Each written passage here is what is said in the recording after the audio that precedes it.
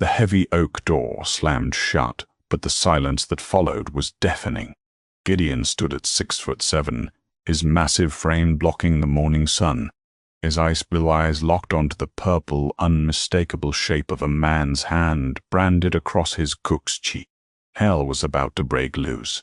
It was a matter of public record in the town of Oak Haven, Texas, documented in the fading ink of the Oak Haven Gazette dated October 14, 1883. The town had seen its fair share of outlaws, cattle rustlers, and gunfights, but nothing would ever compare to the earthquake of a man named Gideon Hayes, pushed past his breaking point. Gideon was a man carved from the very granite of the local mountains, standing a terrifying 6'7" and weighing a solid 280 pounds. He was a giant even among the hardened frontiersmen of the era. He owned the Iron Creek Ranch, a sprawling, prosperous spread just 3 miles outside the town limits. Despite his intimidating size and a face heavily scarred from a grizzly bear attack in his youth, Gideon was known as a fiercely private, stoic, and fair man. He paid his ranch hands well, kept to himself, and rarely ventured into town unless supplies were desperately needed. 6 months prior, a woman named Josephine Caldwell had arrived at Iron Creek. She was small, quiet, and possessed a nervous energy that suggested she was constantly looking over her shoulder. The local stagecoach driver, a man named Hiram, had dropped her off at the edge of Gideon's property, claiming she was looking for honest work and a place to sleep. Gideon, needing a cook to feed his ravenous crew of ranch hands, took her in without asking questions. Josephine, or Josie as the hands came to call her, was a revelation. She worked from the crack of dawn until the stars claimed the sky, turning meager rations into feasts. She baked sourdough bread that melted in the mouth and roasted venison to perfection. But more than that, she brought a soft, undeniable warmth to the rough-hewn timber walls of the ranch house. Gideon, a man who had long resigned himself to a life of solitary, brutal labor, found himself lingering over his morning coffee just to watch her hum while she washed the cast-iron skillet. He had fallen in love with her, though his pride and sheer terror of frightening her kept him entirely silent about his feelings. On that fateful Tuesday morning, the air in the Texas Panhandle was crisp and biting. Gideon had been out since 3 in the morning, wrestling with a stubborn calf in the muddy banks of the creek. When he finally trudged back to the main house, his boots heavy with wet earth, he expected the usual comforting scent of frying bacon and boiling chicory. Instead, the kitchen was eerily quiet. Gideon pushed open the heavy wooden door, the hinges groaning in protest. Josie was standing by the large cast-iron stove, her back to him. Her shoulders were shaking. She was furiously scrubbing a pot that was already gleaming clean. Josie. Gideon's voice was a deep, resonant rumble, scraping like gravel against the floorboards. She flinched a sharp, violent jerk that sent a spike of cold dread straight through Gideon's chest. She didn't turn around. "Breakfast is almost ready, Mr. Hayes," she said, her voice strained, an octave higher than usual. I dropped the eggs. I'm cleaning them up." Gideon's heavy boots crossed the wooden floor in 3 long strides. He didn't believe her. The air in the room felt heavy, tainted with the metallic scent of fear.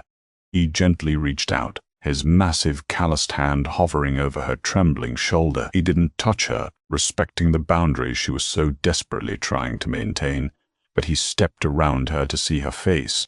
Josie quickly threw her apron up, pretending to wipe her brow, but she wasn't fast enough. Gideon stopped dead. The breath left his lungs in a sudden, sharp hiss. There, stamped across the left side of Josie's pale, delicate face, was the vivid, purpling outline of a large handprint. The bruising was fresh, the skin swollen and angry. 4 distinct finger marks wrapped around her cheekbone, and a harsh thumbprint sat aggressively near her jawline. Her lip was split, a tiny bead of dried blood clinging to the corner of her mouth. For a moment the world simply ceased to spin. Gideon felt a roaring in his ears, a sound like a rushing river drowning out all logic and reason. He had seen violence, he had lived it, But looking at the brutalized face of the gentlest woman he had ever known, something deep and primal snapped within the giant's chest. "Who?" Gideon asked. The word was barely a whisper, yet it carried the terrifying weight of a falling anvil. "It was an accident," Josie stammered, tears finally spilling over her dark lashes, stinging the bruised skin. "I tripped over the woodpile, Gideon. Please, it's nothing." "Woodpiles don't have fingers, Josie," Gideon stated, his voice dropping into a register that made the tin cups on the shelves rattle. He finally closed the distance, his enormous hands gently cradling the sides of her head, entirely avoiding the bruised flesh. He looked into her terrified brown eyes. "Who brought this hell to my property?" Josie broke. The exhaustion of hiding, of running, and the sheer terror of the morning finally shattered her resolve. She sank against his massive chest, sobbing violently. It was Beaumont. She wept into his flannel shirt. "Beaumont Montgomery." Gideon went perfectly rigid. Beaumont Montgomery was Oakhaven's wealthiest investor. He owned the bank, half the saloons, and a small army of hired thugs he called security. He was an arrogant, impeccably dressed aristocrat from the East Coast who had been aggressively trying to buy Iron Creek Ranch out from under Gideon for a year, coveting the water rights the property held. "He rode up while you were at the creek," Josie choked out, her voice muffled against Gideon's coat. "He was looking for you. When I told him you were out, he recognized me. He got angry."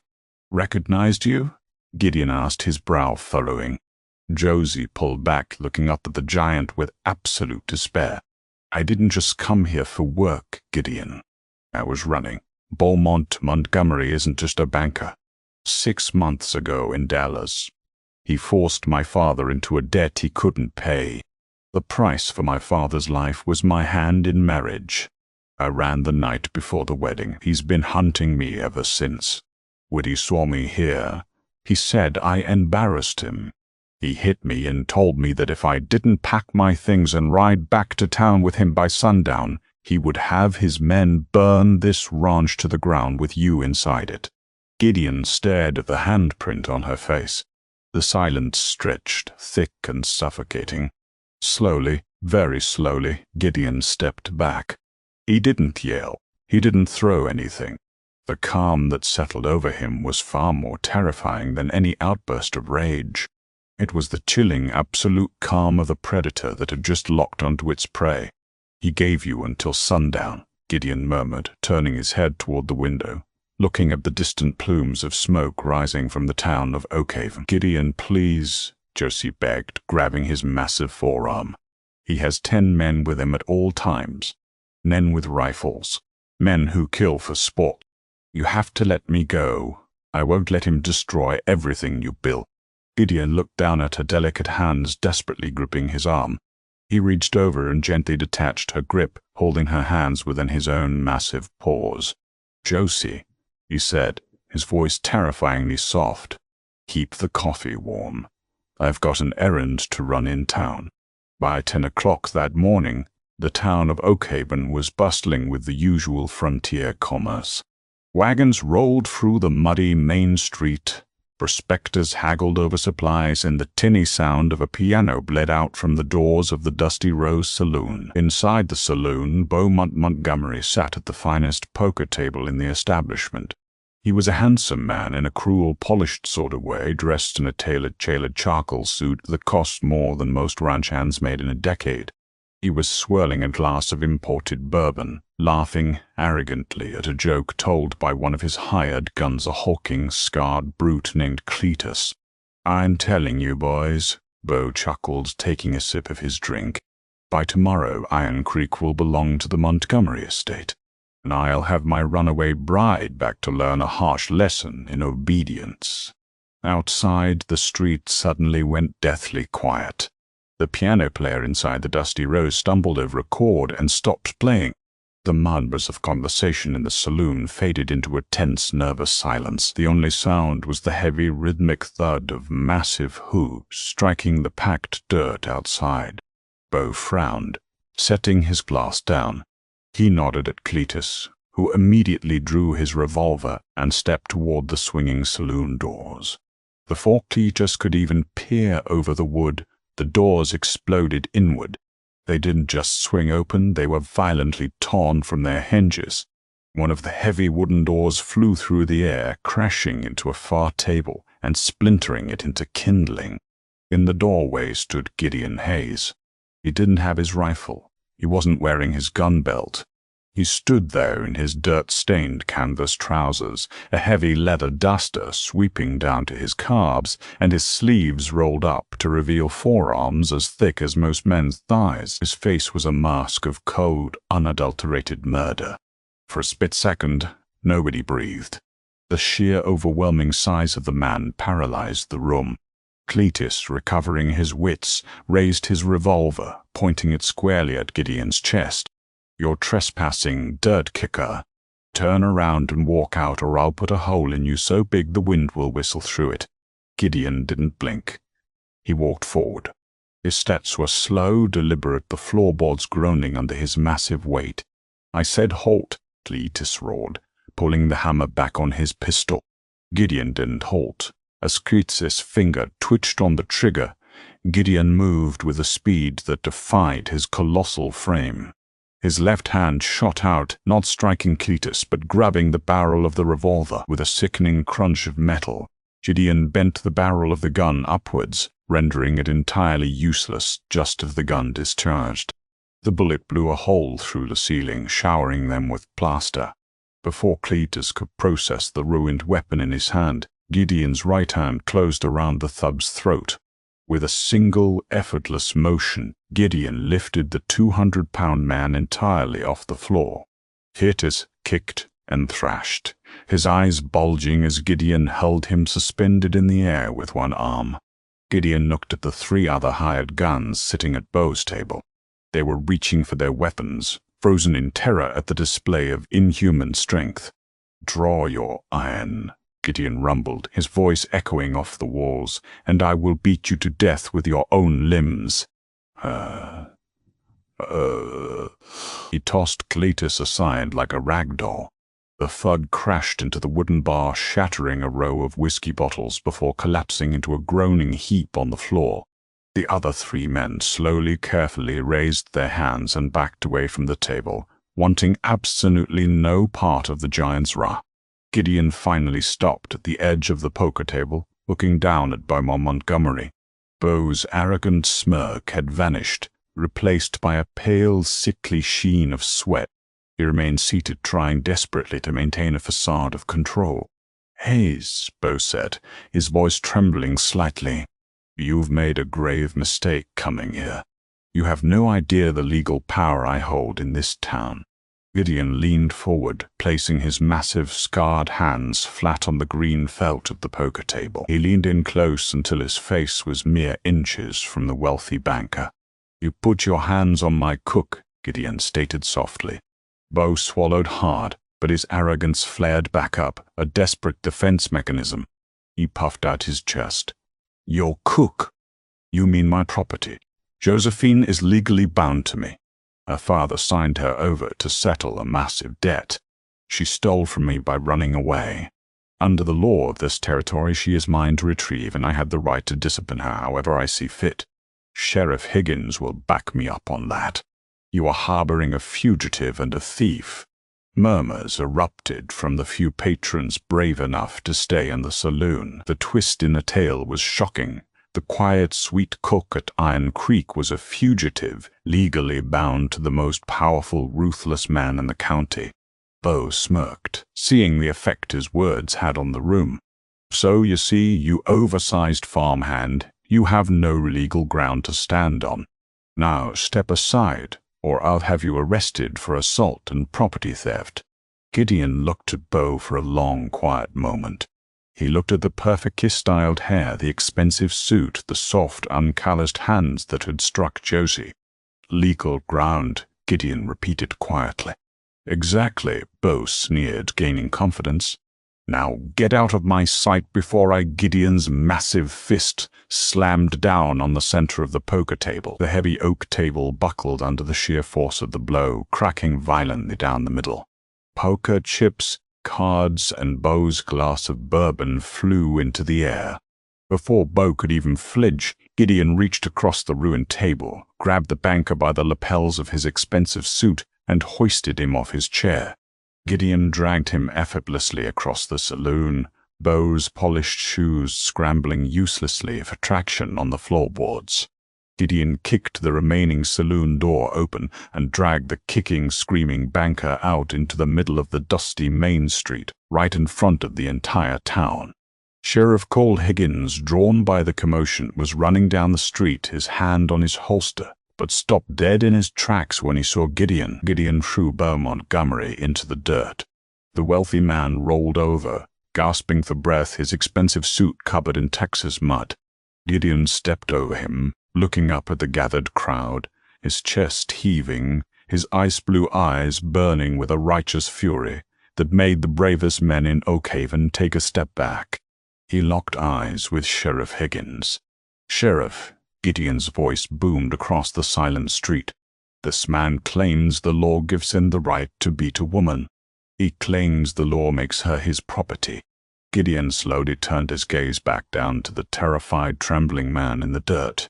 He reached down, grabbing Bo by the collar, lifting him to his knees so they were face to face. "I don't care about your paper contracts," Gideon whispered, though the entire town heard every word. "I don't care about your money, your hired guns, or your laws. I am establishing a new law, right here, right now." Gideon pointed a massive, thick finger directly at Bo's face. "You have until sundown to liquidate your assets and get out of Oakhaven. If I ever see your face in this territory again, if you'll ever breathe the same air as Josephine Caldwell."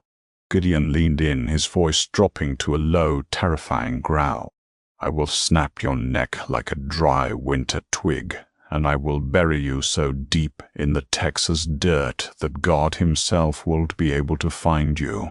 Bo Montgomery, the terror of Oakhaven, burst into tears right there in the dirt. The dusty main street of Oakhaven was so quiet you could hear the creak of the hanging saloon signs swinging in the dry Texas wind. Beaumont Montgomery, his expensive charcoal suit ruined and his pride shattered, spat dirt from his mouth and looked up at Sheriff Cole Higgins. "Arrest him!" Bo shrieked, his voice cracking in panic. "Sheriff, arrest this animal. He assaulted me. He broke my property. He's harboring a fugitive." Sheriff Higgins was a grizzled veteran of the frontier, a man who had survived the Comanche Wars and had little patience for Eastern aristocrats throwing their weight around. He kept his hand resting casually on his gun belt, his eyes shifting from the sniveling banker in the mud to the towering, imposing figure of Gideon Hayes. Higgins chewed his tobacco slowly, spat a dark stream into the dust, and shook his head. "I didn't see any assault, Mr. Montgomery," the sheriff drawled slowly. "Looked to me like you tripped coming out of the dusty rows. And as for property damage, well, I reckon Mr. Hayes here will pay the saloon owner for the table. Isn't that right, Gideon?" "With gold," Gideon replied, his deep voice rumbling. His eyes never left Bo. "You're a corrupt backwater fool." Bo screamed, scrambling backward in the dirt. "My attorneys in Dallas will have your badge, Higgins. I own this town. Actually, Mr. Burst." "Montgomery," a new sharp voice rang out, cutting through the heavy tension. "You don't own much of anything anymore." No. The crowd parted as the afternoon stagecoach, which had quietly rolled into town during the commotion, discharged a passenger. He was a sharply dressed man in a brown bowler hat and a tailored tweed vest, carrying a leather briefcase.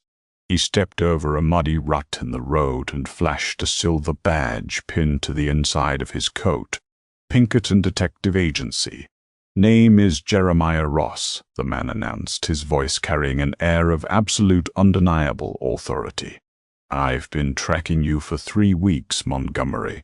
Ever since a highly interesting package found its way to the desk of Federal Judge Amos Thatcher in Dallas." Bo went entirely rigid. All the color drained from his already pale face, leaving him looking like a ghost. A package? Sort. Poor Lowell. Indeed, Detective Ross said, opening his briefcase and pulling out a thick black leather-bound book. A master ledger, detailed records of forged land deeds, extortion rackets, and bribery tied directly to the Dallas Land and Cattle Syndicate. Your syndicate, Bo. The crowd gasped. The twist struck Oakhaven like a lightning bolt. Gideon's brow furrowed. He looked back toward the direction of Iron Creek Ranch. Josie hadn't just run from a forced marriage. She had run with the very instrument of Bo's destruction. No wonder he had relentlessly hunted her across the state with a private army. She wasn't just a bruised ego, she was a death sentence to his entire criminal empire. Josephine Caldwell stole that. Bo pointed a trembling finger, sweat pouring down his face. It's stolen property. Miss Caldwell acquired evidence of a federal crime after you blackmailed her father, Ross corrected sharply. She mailed it to Judge Thatcher the very night she fled your estate. It took the courts a few months to verify the forgeries, but the warrants were signed yesterday morning. I rode ahead of the marshals to ensure you didn't catch wind and flee to Mexico. Detective Ross looked up at the giant standing over Bo. He gave a low whistle of appreciation. I expected a shootout with your hired guns, Montgomery. It appears Mr. Hayes here saved the agency some ammunition. Bo looked wildly around the street.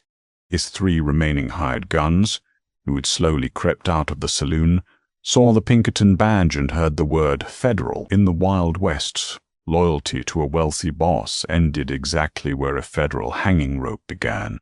Without a word, the 3 men backed into the shadows of the alleyway, abandoning him. Desperation is a dangerous thing. Bo, realizing his empire was gone, his men had fled, and a jail cell awaited him, made a fatal miscalculation. He reached into his ruined coat and pulled a hidden silver-plated double-barreled Derringer. He didn't aim at the Pinkerton. He aimed squarely at Gideon's chest. If I'm hanging, you're coming to hell with me. Bo screamed, his finger tightening on the trigger. Gideon didn't flinch. Before the hammer could strike, Gideon's heavy boot lashed out, kicking the dirt directly into Bo's eyes. As the banker fired blindly, the bullet whizzing harmlessly past Gideon's ear, the giant lunged. He grabbed Bo by the wrist, applying a terrifying, bone-crushing pressure. Bo shrieked, dropping the tiny pistol. Gideon hoisted the screaming banker up by his collar and quite literally threw him into the waiting arms of Sheriff Higgins and Detective Ross. "Get this trash off my streets," Gideon rumbled, dusting off his leather duster. He didn't wait to hear the sheriff read Bo his rights. He didn't wait for the town to cheer. He simply turned on his heel, mounted his massive draft horse, and spurred the beast back toward Iron Creek Ranch. The sun was beginning its slow descent over the Texas Panhandle, casting long golden shadows across the plains by the time Gideon's horse trotted back into the yard of Iron Creek. The ranch was deathly still. Gideon swung down from the saddle, his heart hammering a frantic rhythm against his ribs. Had Bo sent men ahead? Had they hurt her? He threw open the door to the main house. "Josie." She stepped out from the shadows of the pantry, clutching a heavy Henry repeating rifle to her chest. Her eyes were red-rimmed from crying, the purple bruise on her cheek a stark contrast to her pale skin. But there was a fierce, determined fire in her gaze. She was ready to fight. Seeing Gideon standing there alone, unharmed, the rifle slipped from her hands, clattering onto the wooden floorboards. "Gideon," she breathed, rushing forward. He caught her as she collided with his massive chest, his large arms wrapping around her small frame, finally allowing himself to hold her tight.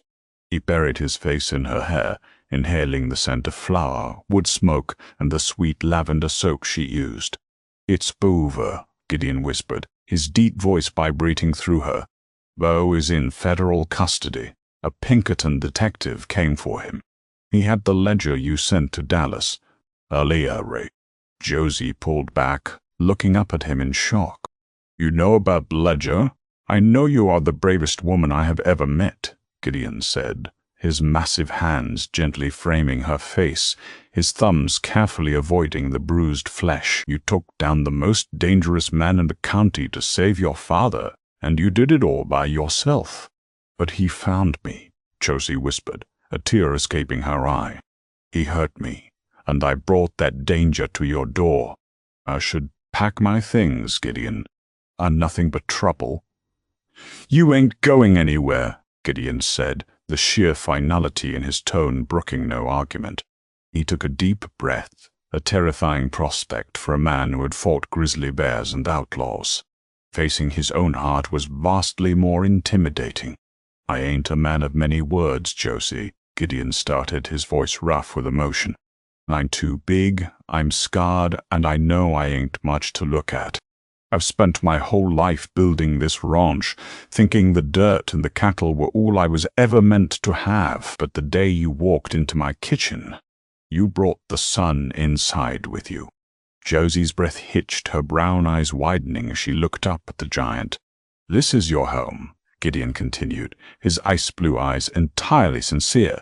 "And as long as there is breath in my lungs, no man will ever lay a hand on you in anger again. You have my word. You have my heart, Josie, if you'll have it." Josie reached up, a small, delicate hand pressed against the thick, jagged scars on the side of his face. She didn't flinch. She traced the rough skin with a tenderness that made the giant's knees feel weak. "You are the most beautiful man I have ever known, Gideon Hayes," she whispered, rising onto her tiptoes. When she kissed him, it was a promise of safety, of warmth, and of a future built on the unshakable foundation of a giant's love. Oak Haven would tell the story of the day Gideon Hayes tore the saloon doors off their hinges for 100 years, but for Gideon, the only story that mattered started right there, in the quiet kitchen of Iron Creek Ranch. Did Gideon's righteous fury give you chills? If you loved this tale of frontier justice, fierce protection, and unexpected romance, hit that like button and share it with your fellow storytelling fans. Don't forget to subscribe to the channel and ring the bell so you never miss another wild ride into the untamed West. Drop a comment below. Would you have stood up to Beaumont Montgomery?